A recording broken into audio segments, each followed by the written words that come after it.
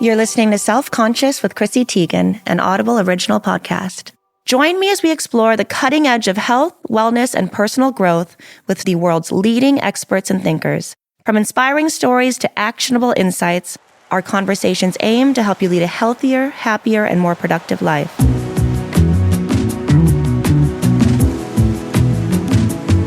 A lot of us are seekers, convinced there has to be more to life than what we were shown.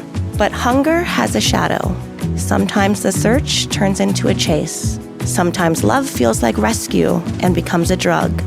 Today, Elizabeth Gilbert is here to talk about her new memoir, All the Way to the River. It's a map for anyone who's ever lost themselves inside somebody else and had to find their way back.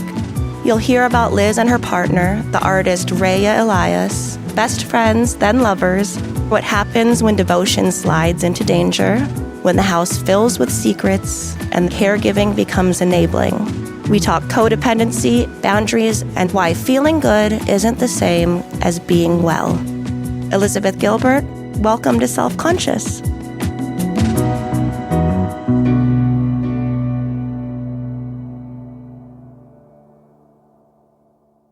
Thank you. Hi. Welcome to Self-Conscious. This is so cool. Can I call you Liz? Please call me Lizzie if you want to, but you don't have to. Oh, cool. Yes, you can call me Liz. If you call me Elizabeth, I'll probably feel like I'm in trouble.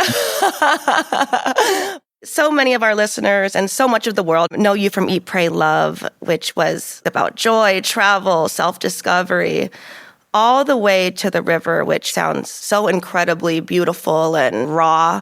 It's stripped down, almost painful in its honesty. What made you ready to write this version of yourself? I still don't know if I'm ready, and the book's been out for 2 months. But yeah, Ron stripped down are really good descriptors of that book. So the backstory of it is it's a memoir that tells the true story of my long friendship and intense 1.5 year romantic relationship with my beloved friend and partner, Raya Elias, who I loved for many years as a friend and then very slowly fell in love with in a way that was much more than friendship, and would have kept that hidden forever because I didn't want to blow up my life or her life or my marriage. But then she was diagnosed with terminal pancreatic and liver cancer in the spring of 2016 and given 6 months to live, at which point I could not allow her to go to her grave and never have said who she really was to me. I confessed my love first to my husband, who it turns out I wasn't as good at keeping secrets as I thought. He was like, yeah, you've been in love with Raya for 8 years, honey. Oh. And I've been watching it and I haven't wanted to say anything because I didn't want to lose you.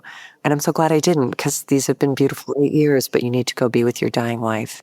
Raya, at the time that I knew her, was a drug addict in recovery. She was many years clean, sober, former heroin addict and cocaine addict. And when the pain and the drugs associated with the cancer and her own fear of death got really real, she returned to that addiction and went to the darkest version of herself. And I went to the darkest version of myself, which is spineless, enabling, codependent. That's the lowest. We all have the lowest versions of ourselves. The book is about the highs and the lows of that love story, but also how do you come out of something like that? And also me stepping back and seeing this pattern of codependency and enabling is not just something I did with her. It's something that I do and have been doing my whole life. And that led me to recovery for sex and love addiction and codependency, to getting emotionally and physically sober. So it's not Eat, Pray, Love. I think in a way, Eat, Pray, Love literally ends with me as Julia Roberts sailing into a sunset with Javier Bardem. I believed that ending. I was like, yeah, that's the life that I've got. But there were some underlying traumas and dysfunctions within me that I had never dealt with. And it doesn't matter how nice the sunset is or who you're sailing off into it, those things will come up and need healing. And this book ends with me sailing off into the sunset with myself. The title, All the Way to the River, began as Raya's metaphor for ultimate intimacy, someone who walks with you through the very edge of life. But it's also about surrender and survival. When you say that now, what does that mean to you? I can't survive unless I surrender. And that's hard for my will and ego to grasp, because my life strategy was to control the world control other people. One of my survival strategies from a very early age was like, okay, people are volatile and frightening and unpredictable. And so my job is to become incredibly vigilant and to be aware of what every single person within a 10-mile radius is thinking and feeling. I also have to like smooth the world in front of people to make sure that they don't have big reactions that scare me. So manipulate and people please. This is a full-time job that I've had my whole life, which is like, I will be safe if I can make sure that all the people are under control and they never act out. Your poor brain is working overtime. I started that when I was like 3, you know, like I looked around and I was like, somebody's got to manage this. And I think it's going to be me. And it's really difficult to let go of that survival strategy and to surrender to one's own powerlessness in terms of recognizing like, I have no control over anybody. When I try to assert control over people, it destroys the quality of my life and gets in the way of their own journey, right? And so it's a daily effort, like learning how to surrender, learning how to recognize that there's a higher power governing the universe whose name isn't Liz. And also, I mean, getting older, like I'm in my 50s now, so it's easier to look back at my history and be like, how'd that all work for you? That constant vigilance, the people pleasing, the codependency, the manipulation. A friend sent me a meme that said, okay, cool, you're a people pleaser. Show me 3 people who are pleased with you. You know? I saw that too. It's like, it's not even working, right? Yeah. And so my serenity is dependent upon my surrender, which is a real blow to my ego, because my ego is like, no, surely I can figure this out. And surely I can create some sort of safety mechanism. But the paradox of surrender, the spiritual paradox of surrender that I think is so just magical and so hard to explain if you haven't had a somatic experience of it, is like how relaxing it is. Because we think of surrender as a defeat. And in a way it is. It's a defeat of the ego structure that, you know, Bill W., who founded AA, said that in order to recover, an addict has to experience what he called ego collapse at depth. The whole ego structure or the entire life strategy of survival has to collapse. You have to, another word for that is bottoming out. You've got to fail so spectacularly that even your giant inflated ego has no choice but to admit you can't manage your own life. A friend of mine has a tattoo on her arm that says, "Here, God, you do it." And it's just like every time she's like wanting to struggle or wanting to control, she just like kind of throws her hand up in the air with the arrow and just like, "Here, universe, you do it." And then watching as things happen that you could never have controlled, watching as people find their own way, watching as situations resolve themselves, giving life a chance to do life itself without me turning the crank that controls all of life.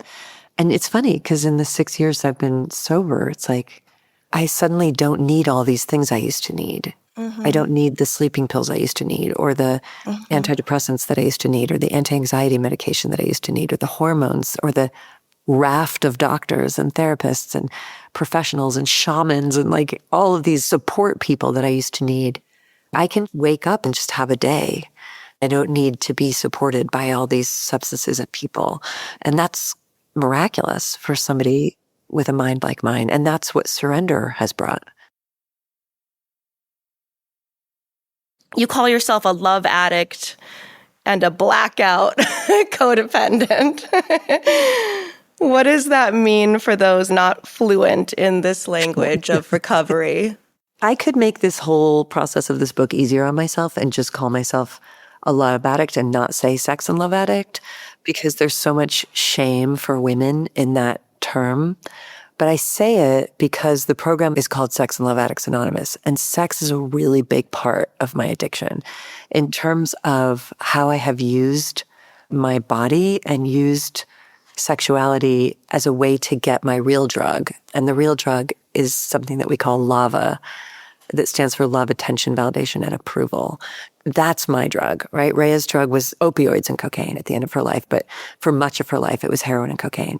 My drug for my entire life has been lava. So my whole operation in the world is like, what do I have to do to pull lava from you? For women, I think this is incredibly common. I don't want to say that it's universal, but at a pretty early age, I recognized, oh, I have a woman's body that's a currency.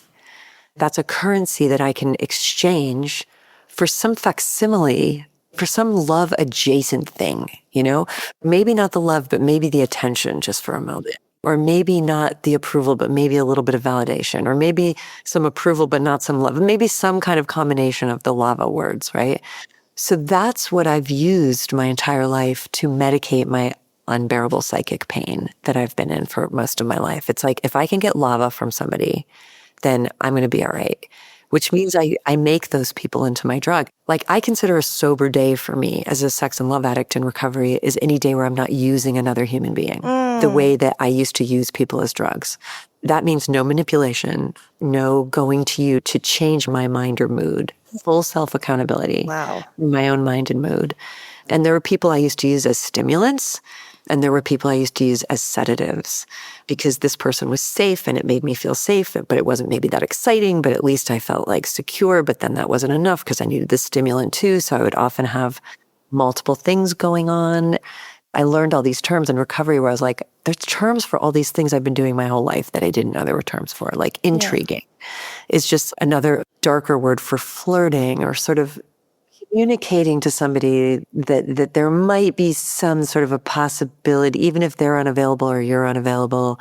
Love bombing is another thing, like just attacking somebody with love. Yeah.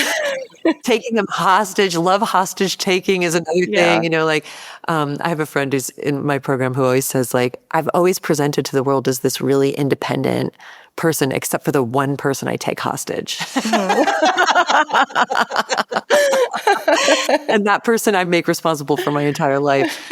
And what I mean by it when I call myself a blackout codependent, just as somebody with a severe substance addiction, the difference between how I operate in sex and love and how a regular person operates is like the difference between somebody who can go out with a friend, meet them at a bar, have one or two drinks, have a nice time and go home, and the person who meets their friend at the bar, has one or two drinks, then 14 more, then everybody else goes home, then they find an after hours place, then a liquor store that's open all night, then they go find a hotel and a bunch of alcohol, and then they wake up 2 weeks later in jail across state lines, right? So I do that, but I do it in relationships. I'm capable of meeting somebody and within 2 weeks, moving them into my home, opening a bank account, getting a tattoo in their handwriting, making plans for a marriage, even if they're married, even if I and them are married. I'm fully capable of that.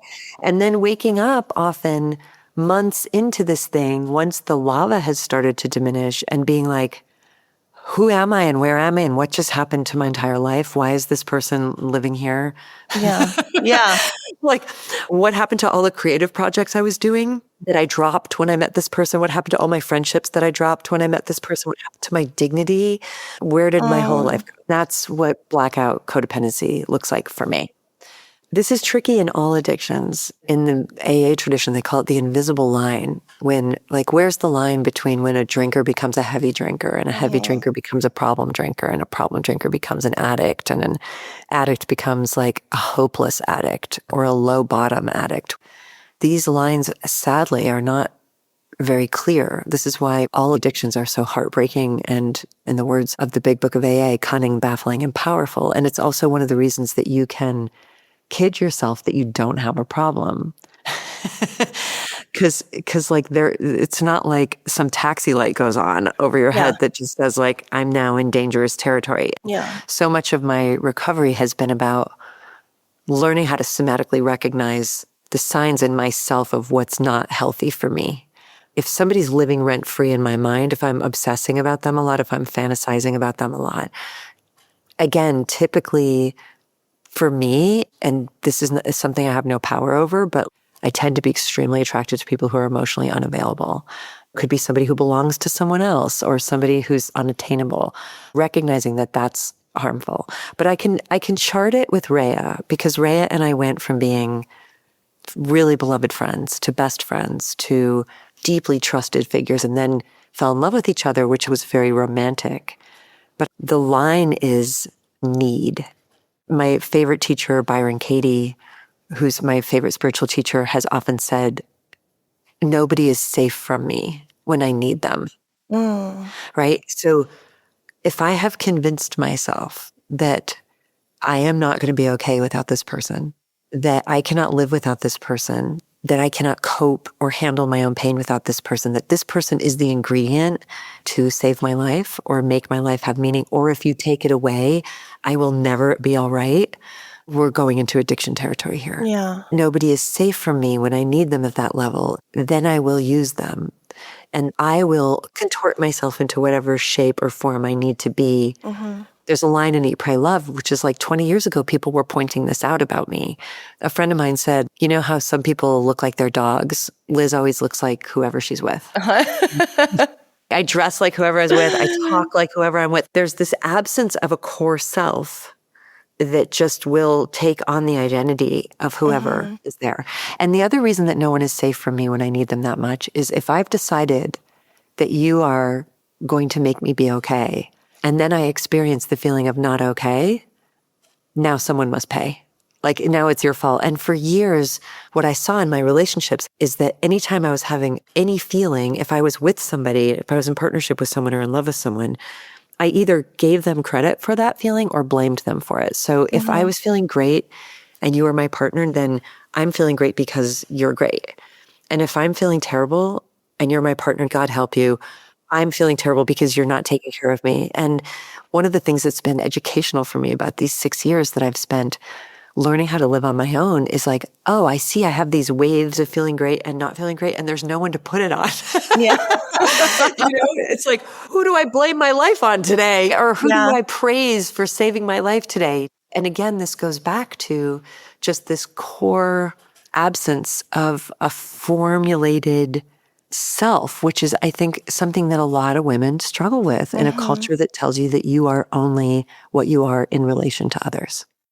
You realize how difficult it is to heal from addiction because so much of it is really having the confidence to trust how you're feeling inside your own body when so much of it has been dependent on how other people see you. Because so much of my self-worth since I was little has just been on other people. I'm still that way. I'm still that way on like social media. If I do something that I love, I don't love it anymore if other people didn't love it or it wasn't received the way that I wanted it to be received. Like I'm totally, so my, I guess, codependency is on the entire world. I don't really have it with any single person. Same. And my friend Glennon Doyle said she heard somebody say once in an Al-Anon meeting, my higher power used to be the expression on your face. And that can be anybody who has an expression, like I'm reading the micro expression on your face. And if you're displeased with me, now my world has collapsed. Yes. You can work at the gas station. Yes. And it's exhausting because it's a constant performance. Like I literally am performing for people that I will never see again, that I will never interact with. Like if I'm at the gas station buying gum, I need that gas station guy to be like in my mind, I'm like, I wonder if he's going to go home tonight and tell people about how cool and nice I was. Like, I'm like, am I crazy? Yeah, it's a big job. You know, and you wouldn't do that job. Nobody would do that job unless you believed that if you didn't do that job, you couldn't survive. Yeah. It's interesting when you said that sobriety is like having a feeling, identifying a feeling, and then fixing the feeling. I don't even know if it's about fixing it because I think so much of the exhaustion of my life has been trying to fix my feelings versus accepting that I'm having this feeling. And that's to me what emotional sobriety is like, oh, I'm experiencing anger and that's what's happening. Nothing needs to be done about that to surrender into that's what's happening. Here I am, a human being experiencing anger, rather than running around chasing my tail literally all over the world, trying to be like, somebody take this away, make it stop. Yeah, I'm used to that. I want that feeling. And that's why substances were so easy because that was that person taking away that feeling. Ugh. There's a story I feel like I want to share. When I was new in recovery, like new, and people who are newly sober in anything or changing their life in anything, it's like, we're like Bambi on ice, you know? We're like, I don't know how to be without these tools. And I don't know how to be without tools, tricks, and strategies. And I had a work interview with somebody and, you know, it was like a Zoom conversation like this. And like the two of us sparked off of each other in this way that was incredibly, whatever. We were attracted. I'm a sex and love addict. I can tell, like I can tell when somebody was attracted to me. I can tell when they're attracted. You know what I mean? Yeah? And we were firing off each other with that. Somebody watching might not even see, but I knew very much to be true. And this is a person who had like a whole wife and a whole life and children, so is not available. And I'm also not available because I'm new in sex and love addiction, and I'm not doing that right now. So it's two unavailable people intriguing with each other. And then I got high on it, and I got to track. It was the first time in my life where I had just enough recovery that I got to track, oh, I'm high.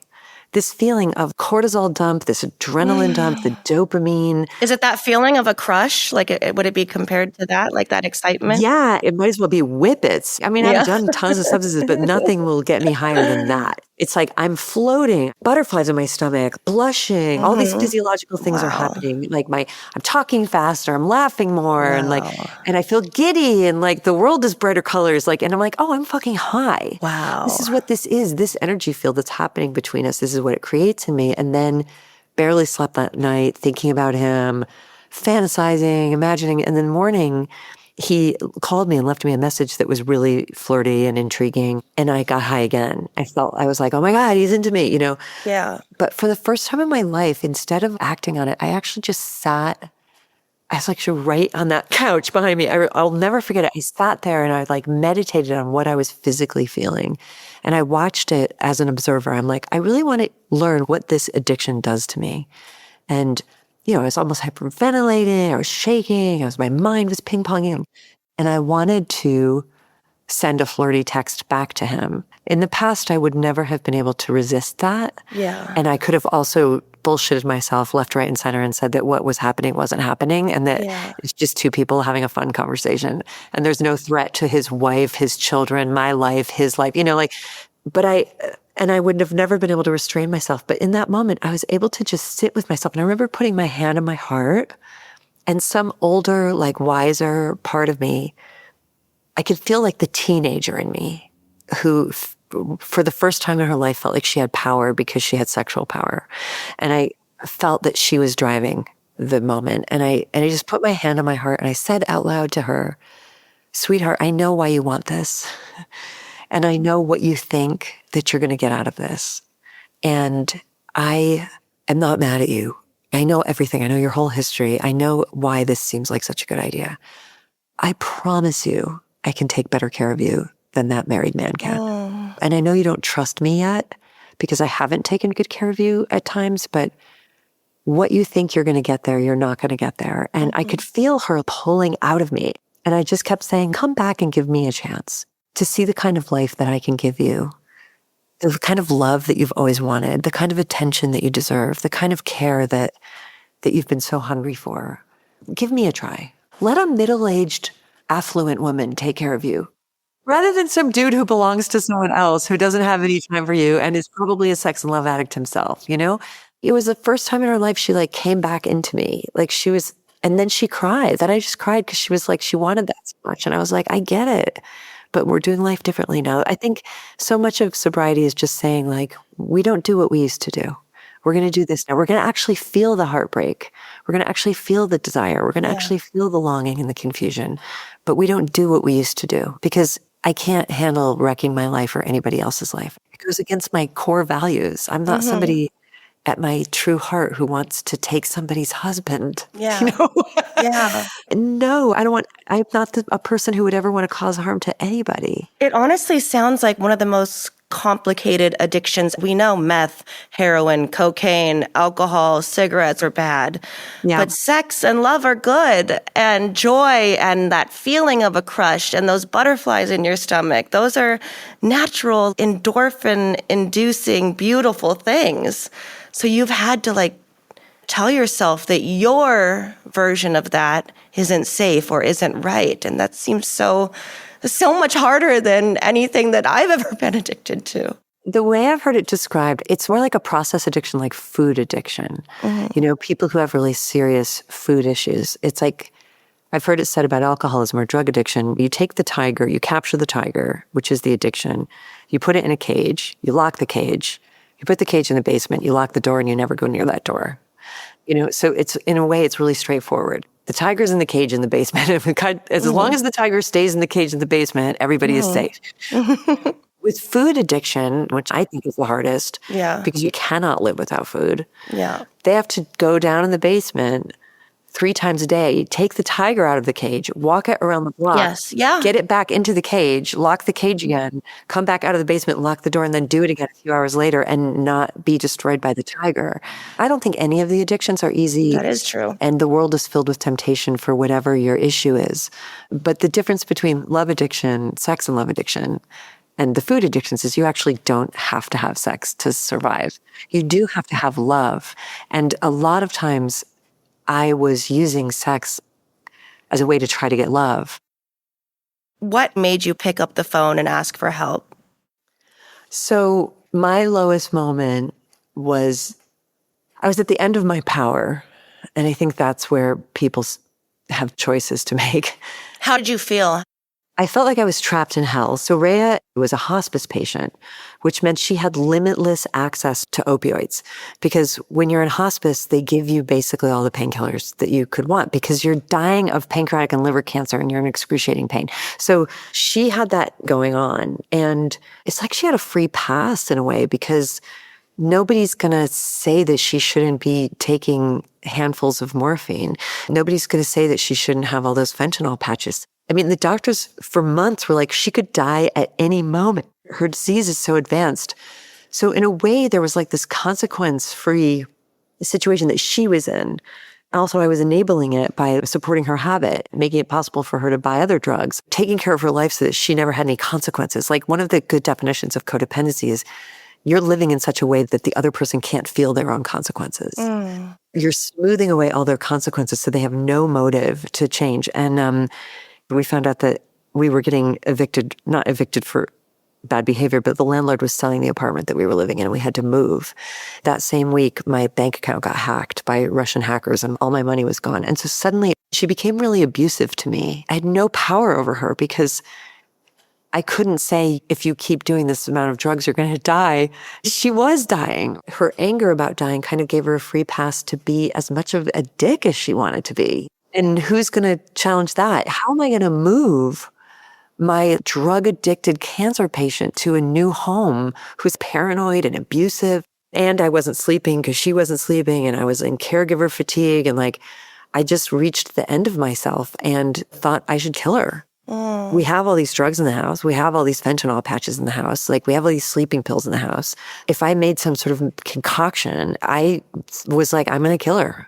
I was really glad that I had the courage to write about that in the book because so many people have since said to me, you have no idea how close I have come to killing the person who I'm taking care of because I can't do it anymore because I've had 10 sleepless nights with this severely autistic child. I've had a husband with dementia who I can't sleep because if I do, he'll burn the house down. I've got disabilities and so does my partner. And people get in these situations where they're just pushed to these limits where you have these desperate thoughts. And then I also thought, or I could just kill myself. I see no escape from this hell. So I'm either going to kill her or I'm going to kill me. And it was on that day that I had this spiritual experience where I was walking down the streets of the East Village, wailing and sobbing, having these thoughts like, I have to kill her, I have to kill me. And I heard my higher power, this higher voice came to me and said, if you're ever in a situation in your life where you're seriously giving consideration to killing another person or yourself, there's a pretty good chance that you've reached the end of your power. Maybe you should call somebody and ask for help. Maybe you've gone as far as you can go on your own.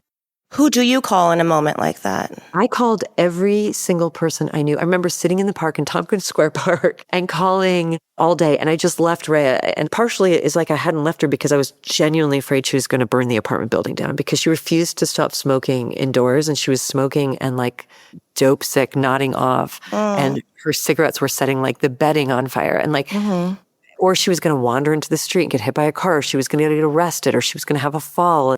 I was just monitoring her constantly. So that was the day where I just left. And I remember just sitting in the park and calling every single person I knew who had any experience with addiction, either their own or others. And that was also the day where I stopped being like a PR person for her. And I stopped being a PR person for me, where I had been kind of sending out these like text blasts to people, like putting on a good face and being like, we're doing all right over here. Like, Ray is so brave and I'm such a good caregiver. And it's like, no, we're fucking wrecks over here. And this whole thing has become unmanageable. So I called people who were sober themselves, or people who had children who'd had addiction issues, or anybody who had any experience with unmanageability. One by one, they just started saying things that I now recognize as program slogans that were really helpful. But like one by one, they just started pouring wisdom into me and perspective. And most of what they were saying was, you can't do anything about what she's doing, but you are about to break and you need to take care of yourself, which is always the last idea that a codependent has. Can we talk about that last day with her then? Is that too sad? No, I actually really like talking about Rhea, and I like talking about addiction, and I like talking about the spiritual technology of recovery because it feels so miraculous. The last day of her life, she got clean. So what ended up happening after that lowest bottom part of my life was that I started going to Al-Anon meetings, and I don't know where I got the courage, but I set a boundary with her and said, I can't be in this anymore. I've come too far in my life to be living in such depravity, and I don't know what you're going to do, but I've got to get out. She ended up going back to Detroit, relying on her family and friends to help her to get clean. She made a decision that she didn't want to die a drug addict, and she came back into herself again under their care. And that was a really humbling experience for me too, to be like, there are people who are better at taking care of her than I am, and they're doing a better job at it. I failed to take good care of her and they're doing it better. But it was true. She died sober. The strength that goes into stopping when you know the end is coming, my God, I can't imagine. I mean, that was an incredible thing to behold. She had a friend who really gave it to her really straight, who said, like, how do you want to be remembered, Rhea? Do you want to be remembered as a junkie, or do you want to be remembered as Rhea? Wow. And that did it. Those were the magical words. Did she pass in Detroit? Yeah, she died in Detroit with her sister, me, her ex-wife, and her ex-girlfriend all in the room around her. So yeah, she died ferociously. She didn't have a peaceful death. And that was another thing that I couldn't control. You know, I was like, I'm going to create this beautiful environment for this like conscientious, conscious dying. Was she completely sober in the way that she wasn't even taking the medicine at the No, end? she was on a lot of morphine because at that point, the cancer had spread through her entire body. The whole experience was so humbling, Chrissy, because like, I'm the nice lady who wrote Eat, Pray, Love. I know Oprah, you know? Like, they made a movie about me. Yeah. And I couldn't control myself or her. That was devastating. Like, I had a vision for what I thought our time together was going to be, and it wasn't that. So many times in my life, I've had a vision for what I thought something was going to be, and it wasn't that. And I'm at this point in my life where I'm not that interested in my desires because I'm on record for making poor decisions. And so my whole thing now is, if I can get quiet enough in prayer and meditation to connect to that same voice that many people who read Eat, Pray, Love remember was the voice on the bathroom floor that said to me, go back to bed, Liz, you know, when I was in crisis. And the same voice that took me to India, and the same voice that helped me get sober, and the same voice that was like, put it all on the divine fire and walk away. If I can connect to that voice, then I can just ask, where do you want me? What is the highest service that I could offer to you? Where would you like my attention? Who do you want me to be in any kind of relationship with? How do you want me to respond to this crisis? And that voice will tell me. And if I just have the courage to carry that out, my life becomes drama-free. Yeah. And that's kind of a miracle for somebody like me who's been drama-full her whole life. Well, what does the next phase look like for love for you? Because if you can't get excited about somebody, how do you know you're not missing out on somebody that could potentially be your next partner? How do you differentiate that excitement between that excitement or like it's too much? Currently, I don't long for a partner, so problem solved. Yeah. You know, Yeah. currently, I look at most partnerships and think that looks like a lot of work. Yeah. Because real partnership is a lot of work, and that's not labor that I feel like doing right now. And then I witness a lot of my fellows in program who have a lot of the same problems that I have attempting it. They're so courageous. It's like they're going out there and letting the tiger out. But I have a sobriety program. And what that means is I have this thing called a dating plan. It's something that I wrote with my sponsor and with the help of my fellows, my sisters in fellowship. And it's a modified plan. It's sort of best practices for Liz when it comes to love, sex, and intimacy. And essentially, it's like a 3-page document that's like, if you're going to do this, Liz, here are some things that other people can do, but I can't. You know what I mean? Yeah. That's the humility of knowing you're an addict. So some examples would be like, I have on my document, no week-long first dates. You keep waking up next to each other every time. That's disappointing for me because I love that. That is the most romantic and exciting thing in the entire world. But what it means is that I've already committed to you and I don't even know you and you don't know me. And that turns out to not go so well for me. So there's all these things like, okay, if I'm going to go on a date with you, then we're going to go someplace for 90 minutes. I'm going to check in with my sponsor before and after. I'm going to say, I've got to go at 6:30. Yeah. We're going to be in a public place. If we like each other, we'll make a plan then to see each other again in a week. Yeah. And in the meantime, I will have to say to the person, I'm going to ask that we don't text this week. I'll see you on the next date. Because what's going to happen is we're going to start love bombing each other by text. And I can fall in love with somebody over text and never know who they are. I'm going to totally neglect my whole life.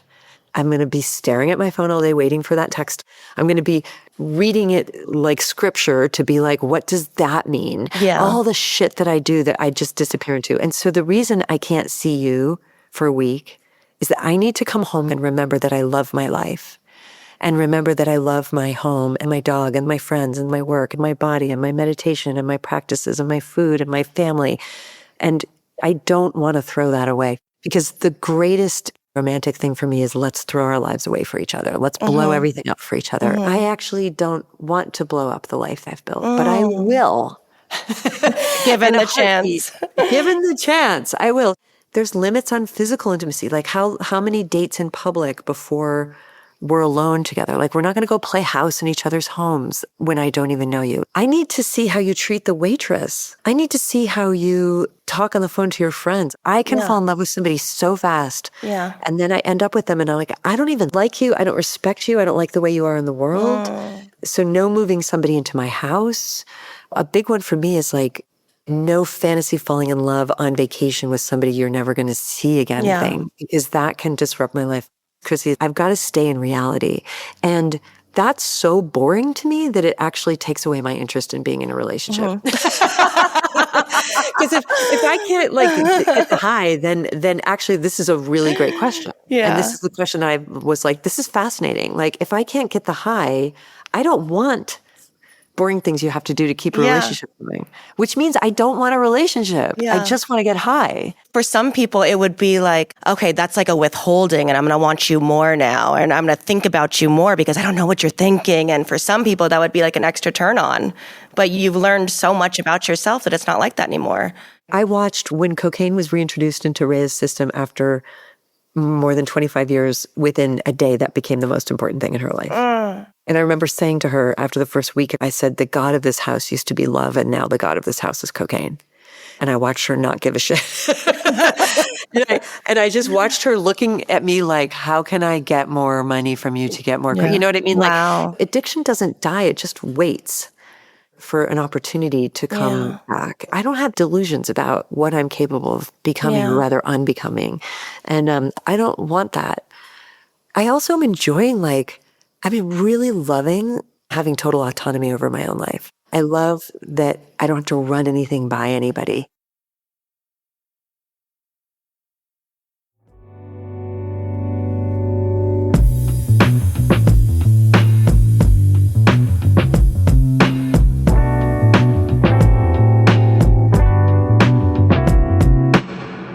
And now for the toolkit. Each episode, our guests distill their expertise into practical and actionable insights. Today, Liz shares her letters from love practice to quiet self-criticism and reconnect with unconditional love.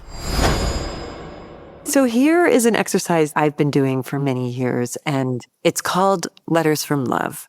Many years ago, when I was in a period of a lot of despair and depression and feeling really lonely, I got this inspiration in the middle of the night to get up and take a notebook and write myself a letter saying everything I had always wished to hear somebody else say. Just to imagine if perfect unconditional love existed, what would love tell me? And the letter was essentially like, "Hi, sweetheart. I just want you to know that I'm right here with you and I'm never, ever going to leave you. You're perfect and I love you." And it worked. It actually soothed my nervous system because I think it's true. I think that we are loved that way. And so I started this practice of just writing myself these daily letters from the spirit of unconditional love. If anybody wants to try this at home, the prompt is, "Dear love, what would you have me know today?" And then you just imagine what love would want you to know. And if you're having trouble accessing it, start with a term of endearment. How hyper-specific does love want you to be? Would love ever say something very specific for that day? 100%. And love will say a lot of times, one of the things I find the most soothing is when I had a moment a couple weeks ago where I was really triggered and felt really little, small, overwhelmed. I felt like I was being criticized and that I was really in a lot of pain. And I couldn't find my center and I couldn't find my peace. And I opened up the notebook and I said, "Dear love, what would you have me know right now?" And love said, "I don't need you to feel better. I know you want to feel better, but I don't need you to improve for me to love you." What more loving thing could love say than, "I know that you can't feel better right now. And that's okay. I'm just going to sit with you while you don't feel well so that you're not alone in it." Writing those letters to myself has taught me a lot how to be with people who are in pain because I just say to them what love says to me, which is, "I'm not going anywhere. I don't need you to not be upset right now. And it's okay. And I think you're adorable. And I'm right here." That's all we need is somebody to just be like, "I'm right here and I'm not going." How often do you do it? Every day. Wow. It's the core of my life. This is so needed right now for people. It just feels so timely and so welcoming and so perfect. Oh my God, they're so beautiful. And I wanted to just give you an example. Is that all right? Of course, that would be great. "Dear love, what would you have me know today? My darling honey head, nothing is hard once you surrender into me. The most difficult difficulties and challenges become difficult only when you won't let go and trust that I'm with you. Don't try to surrender, my love. Just surrender. Soften into my voice. Give your whole entire life to me, where I will keep it really simple by inviting you time and again to just take the easiest path, which is one step at a time, in any direction. Take my hand. Whatever happens, you can be sure I will be there with you. I'm not going to tell you what happens because I don't even know, but I know that you won't be in it alone. Let the story unfurl, unfold, expand, and play out." Yeah, it's just, that's the voice. This just, I know. But I love it because it's like love is God. It's like you're speaking to God, Yeah. but without that pretense of having to be religious and having to be somebody that feels like they do good enough to go to church or that knows enough about the Bible and God. But it just, I love framing it in this way of love. I really do. And no religion is needed to do this. No. And also, it works with whatever religion you are. Love really does transcend all of that and include all of that. That is a beautiful way to end. Lizzie, I love you. Love you too, Chrissy. Thank you so much. Thank you for being on today. This is going to be so impactful for so many people. I love you. Thank you for being here. Thanks for giving me this chance to talk about all these things.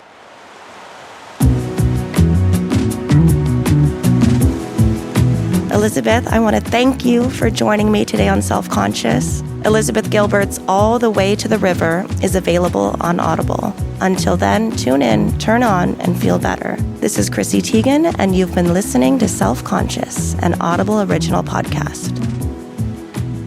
This has been an Audible original, produced by Audible, Q-Code, and Huntley Productions. Hosted by Chrissy Teigen, written and executive produced by Jimmy Jelinek. Executive producers for Q-Code, Shen Yen Hu, and Alexa Gabrielle Ramirez. Executive producer for Huntley Productions, Chrissy Teigen. Executive producer for Audible, Stacey Creamer. Recorded and engineered by Ben Milchev. Filmed by Bridger Clements. Production coordinator, Brian Coulter. Edited, mixed, and mastered by Ben Milchev. Head of Creative Development at Audible, Kate Navin. Chief Content Officer, Rachel Giazza. Copyright 2024 by Audible Originals, LLC. Sound recording copyright 2025 by Audible Originals, LLC.